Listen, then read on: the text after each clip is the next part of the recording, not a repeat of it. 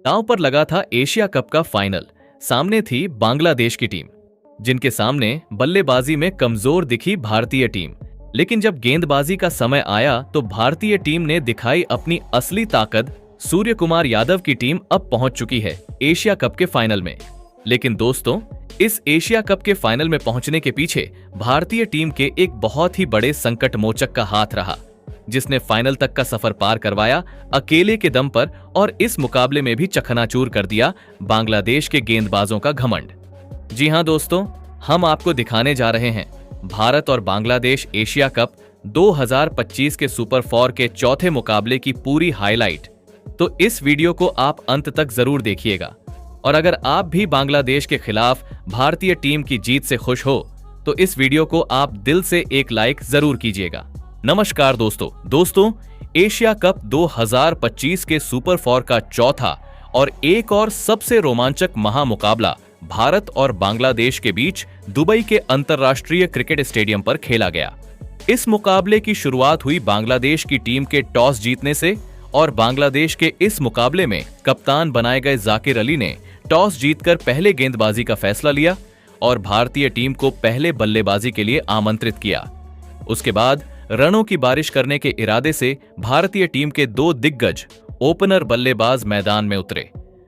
अभिषेक शर्मा और शुभमन गिल के कंधों पर इस महामुकाबले में अपनी टीम को एक विस्फोटक ओपनिंग शुरुआत दिलाने की बहुत ही बड़ी जिम्मेदारी थी।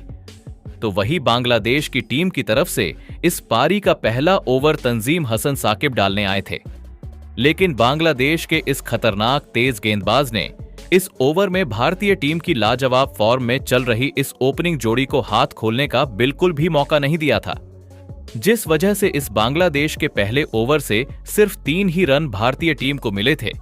लेकिन अब बांग्लादेश की तरफ से इस पारी का दूसरा ओवर नसूम अहमद डालने आए थे।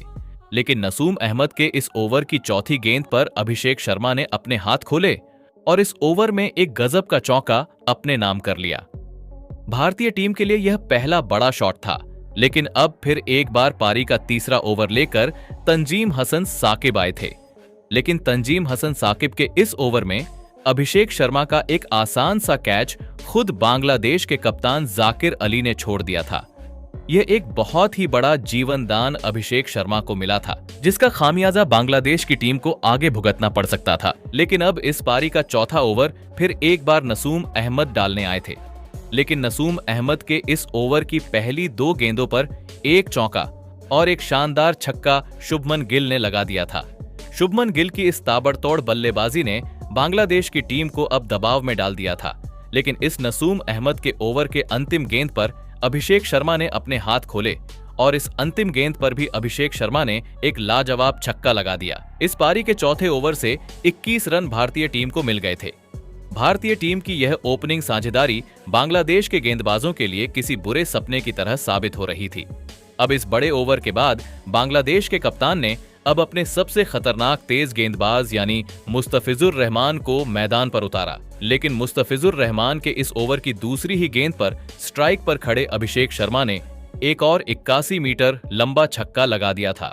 तो वही इस ओवर की आखिरी गेंद पर भी अभिषेक शर्मा ने एक और छक्का अपने नाम कर लिया था।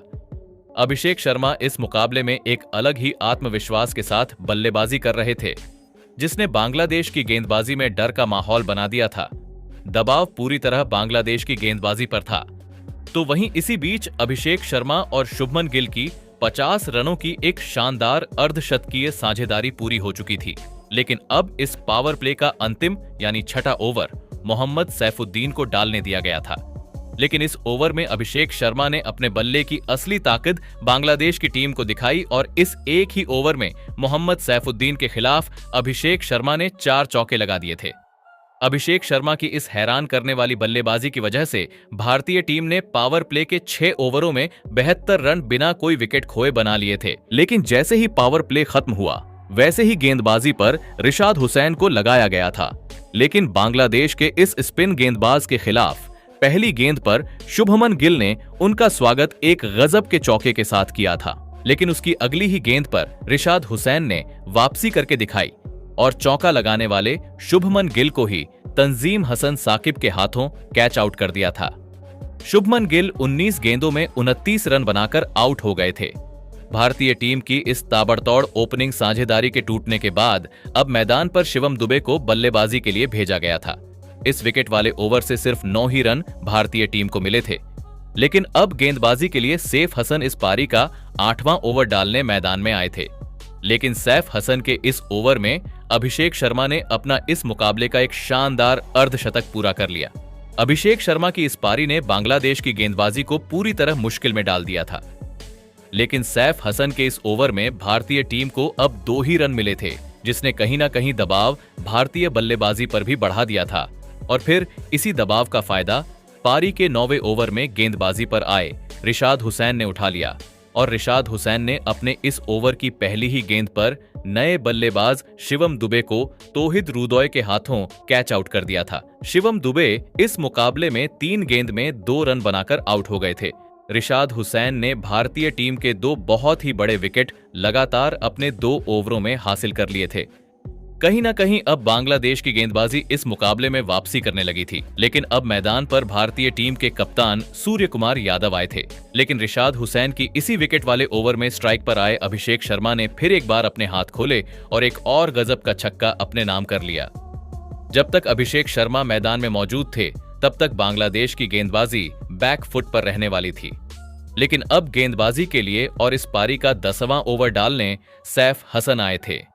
लेकिन सैफ हसन ने अपने इस ओवर में भी सटीक और गजब की गेंदबाजी करते हुए भारतीय टीम के दोनों ही बल्लेबाजों को बांधे रखा और इस 10वें ओवर से भी भारतीय टीम को सिर्फ 5 रन मिले। पारी के 10 ओवर पूरे होने तक भारतीय टीम का स्कोर 2 विकेट के नुकसान पर 96 रनों पर पहुंच चुका था। लेकिन अब इस पारी का 11वां ओवर डालने मोहम्मद सैफुद्दीन आए थे। लेकिन इस ओवर की पहली ही गेंद पर सैफुद्दीन का स्वागत अभिषेक शर्मा ने एक गजब का छक्का लगाकर किया था। अभिषेक शर्मा बांग्लादेश की टीम के लिए अब एक बहुत ही बड़ा सिरदर्द बन चुके थे। तो वही सैफुद्दीन के इस ओवर की 5वीं गेंद पर भी फिर एक बार अभिषेक शर्मा का बल्ला चला और एक और चौका भारतीय टीम के नाम हो गया। इस 11वें ओवर में भी अभिषेक शर्मा की शानदार बल्लेबाजी के चलते 16 रन भारतीय टीम को मिल गए थे। लेकिन अब इस पारी का 12वां ओवर मुस्तफिजुर रहमान डालने आए थे। लेकिन मुस्तफिजुर रहमान की इस ओवर की पहली ही गेंद पर एक गलत रन लेने के चक्कर में शानदार बल्लेबाजी कर रहे अभिषेक शर्मा रिशाद हुसैन के हाथों रन आउट हो गए। अभिषेक शर्मा इस मुकाबले में 37 गेंदों में 75 रनों की एक अद्भुत पारी खेलकर आउट हो गए थे। अभिषेक शर्मा अपनी ही गलती की वजह से आउट हो गए थे, लेकिन बांग्लादेश की टीम के लिए यह एक बड़ी सफलता थी। अब मैदान पर हार्दिक पांड्या आए थे, लेकिन मुस्तफिजुर रहमान के इस ओवर की अंतिम गेंद पर भारतीय टीम के कप्तान सूर्य कुमार यादव भी जाकिर अली के हाथों कैच आउट हो गए। भारतीय कप्तान सूर्य कुमार यादव इस मुकाबले में 11 गेंद में बस 5 ही रन बना पाए थे। मुस्तफिजुर रहमान के इस एक ही ओवर ने इस मुकाबले में बहुत ही बड़ा उलटफेर कर दिया था। अब बल्लेबाजी के लिए तिलक वर्मा मैदान में उतरे थे। अब इस मुस्तफिजुर रहमान के शानदार ओवर के बाद पारी का 13वां ओवर लेकर रिशाद हुसैन आए थे। लेकिन रिशाद हुसैन के इस ओवर में हार्दिक पांड्या के बल्ले से एक तूफानी छक्का देखने को मिला था। हार्दिक पांड्या शुरुआत से ही इस मुकाबले में एक अलग ही कॉन्फिडेंट में बल्लेबाजी करते हुए दिख रहे थे। अब इस पारी का 14वां ओवर नसूम अहमद डालने आए थे, लेकिन नसूम अहमद ने अपने इस ओवर में किफायती गेंदबाजी करी और इस ओवर में तिलक वर्मा और हार्दिक पांड्या एक भी बड़ा शॉट नहीं लगा पाए और इस ओवर से सिर्फ 3 ही रन भारतीय टीम को मिले थे। बांग्लादेश की गेंदबाजी ने अब इस मुकाबले में वापसी कर ली थी। दबाव अब भारतीय बल्लेबाजी पर बढ़ चुका था।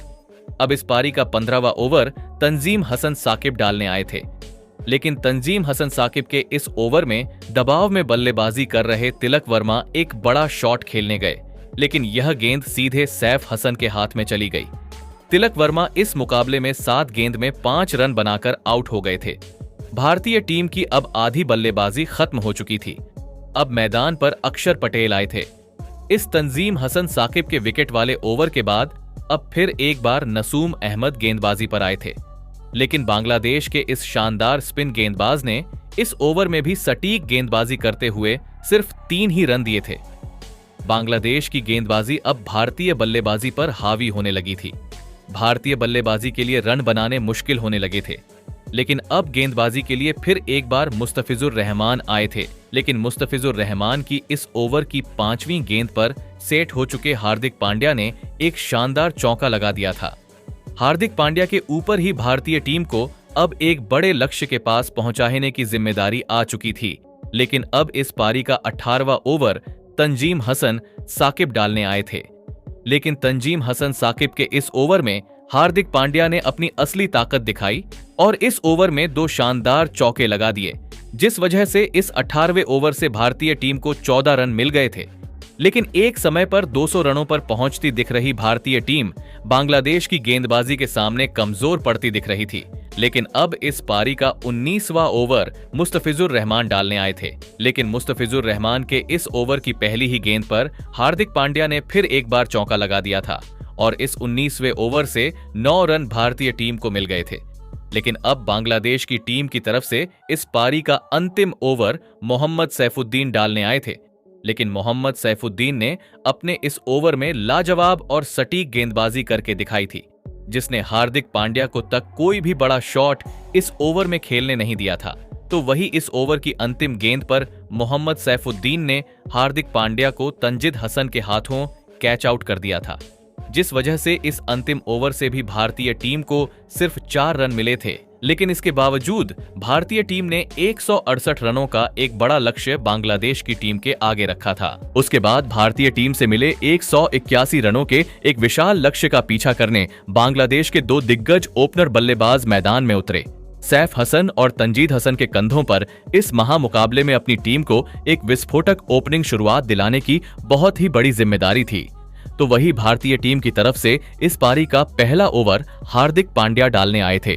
लेकिन भारतीय टीम के इस दिग्गज ऑलराउंडर ने अपने इस ओवर में सटीक और किफायती गेंदबाजी करते हुए बांग्लादेश की बल्लेबाजी को बस 4 ही रन इस ओवर में बनाने दिए थे, जिस वजह से अब इस पारी का दूसरा ओवर विश्व के सबसे खतरनाक तेज गेंदबाज यानी जसप्रीत बुमराह डालने आए थे। और जसप्रीत बुमराह ने आते ही अपने इस ओवर की दूसरी ही गेंद पर कमाल कर दिया और तंजीद हसन को शिवम दुबे के हाथों कैच आउट कर दिया। तंजीद हसन इस मुकाबले में 3 गेंद में बस 1 ही रन बना पाए थे। बांग्लादेश की इस ओपनिंग जोड़ी के पारी के दूसरे ही ओवर में टूट जाने के बाद परवेज हुसैन इमोम बल्लेबाजी के लिए आए थे।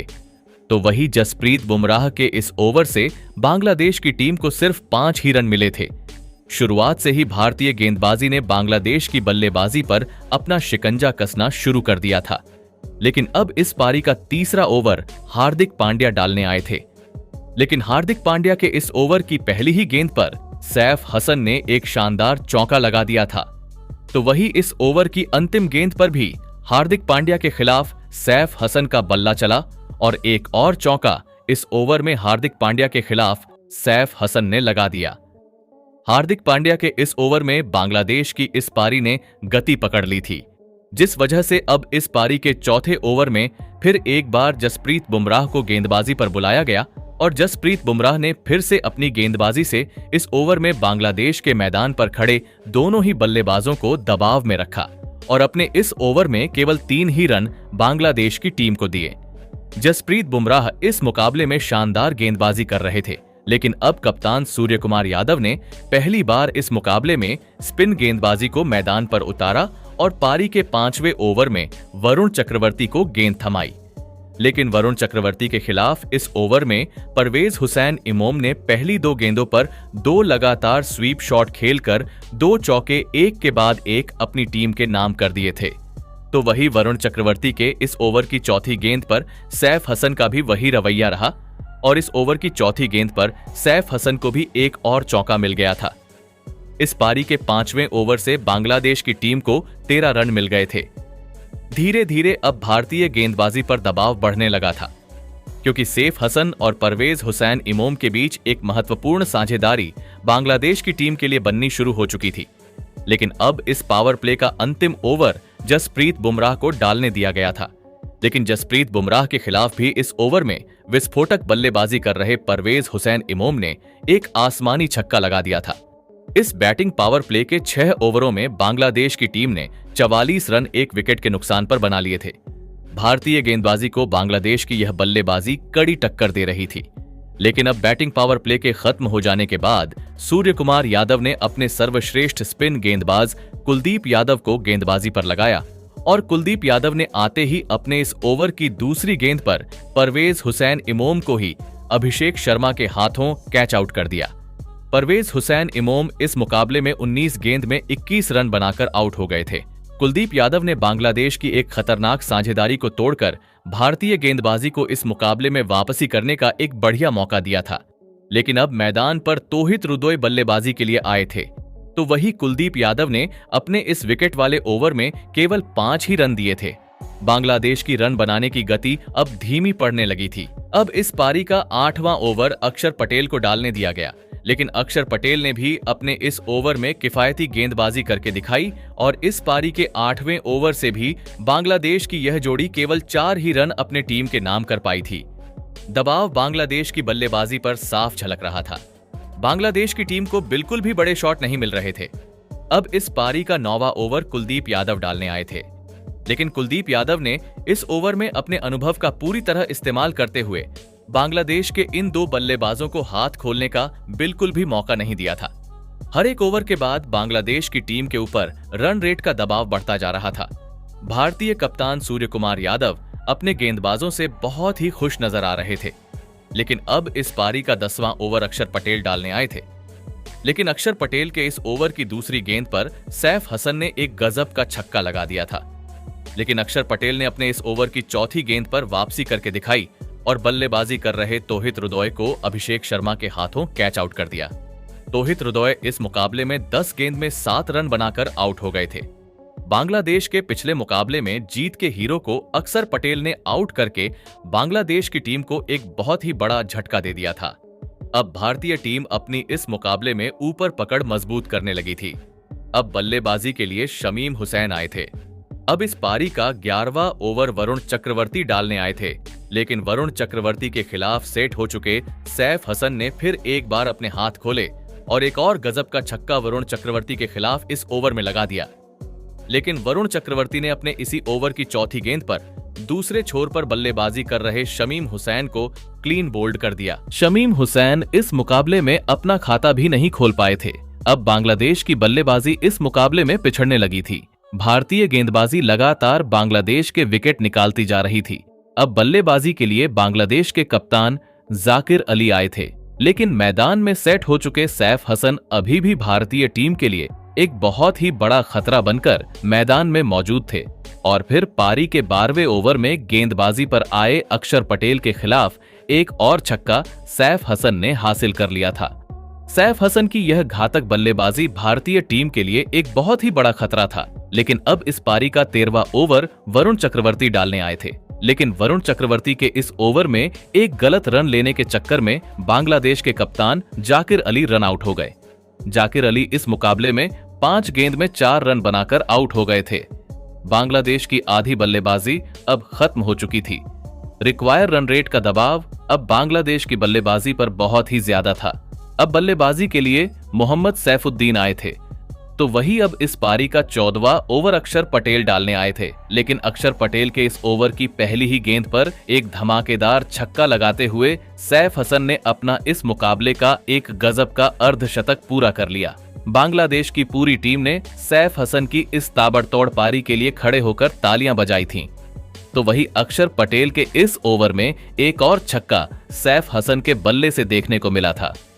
इन 2 छक्कों की वजह से इस 14वें ओवर से बांग्लादेश की टीम को 15 रन मिल गए थे।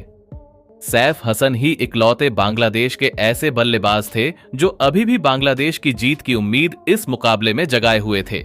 लेकिन अब इस पारी का 15वां ओवर कुलदीप यादव डालने आए थे, लेकिन कुलदीप यादव ने अपने इस ओवर में फिर से किफायती गेंदबाजी करी और बस 6 रन इस ओवर में बांग्लादेश की टीम को मिले।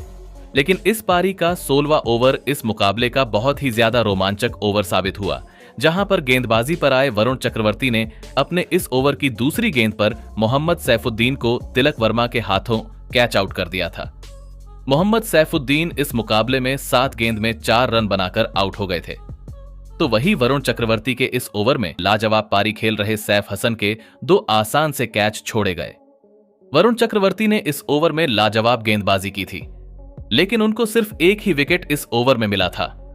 अब बल्लेबाजी के लिए रिशाद हुसैन आए थे, लेकिन अब इस पारी का 17वां ओवर कुलदीप यादव डालने आए थे। लेकिन कुलदीप यादव ने आते ही अपने इस ओवर की पहली ही गेंद पर रिशाद हुसैन को तिलक वर्मा के हाथों कैच आउट कर दिया। रिशाद हुसैन इस मुकाबले में 3 गेंद में 2 रन बनाकर आउट हो गए थे। तो वही इस विकेट के बाद बल्लेबाजी पर आए तंजीम हसन साकिब को भी उनकी पहली ही गेंद पर कुलदीप यादव ने क्लीन बोल्ड कर दिया था। तंजीम हसन साकिब तो इस मुकाबले में अपना खाता भी नहीं खोल पाए थे। बांग्लादेश की पूरी बल्लेबाजी लड़खड़ा चुकी थी। भारतीय टीम की स्पिन गेंदबाजी के सामने बांग्लादेश की बल्लेबाजी पूरी तरह नाकामयाब हो चुकी थी। अब बल्लेबाजी के लिए नसूम अहमद आए थे, लेकिन अब इस पारी का 18वां ओवर जसप्रीत बुमराह डालने आए थे। जसप्रीत बुमराह का यह अंतिम ओवर था, लेकिन जसप्रीत बुमराह के इस ओवर की दूसरी गेंद पर बांग्लादेश की अंतिम उम्मीद बनकर मैदान पर खड़े सैफ हसन को भी जसप्रीत बुमराह ने अक्सर पटेल के हाथों कैच आउट कर दिया। सैफ हसन इस मुकाबले में 51 गेंदों में 69 रनों की एक शानदार पारी खेलकर आउट हो गए थे।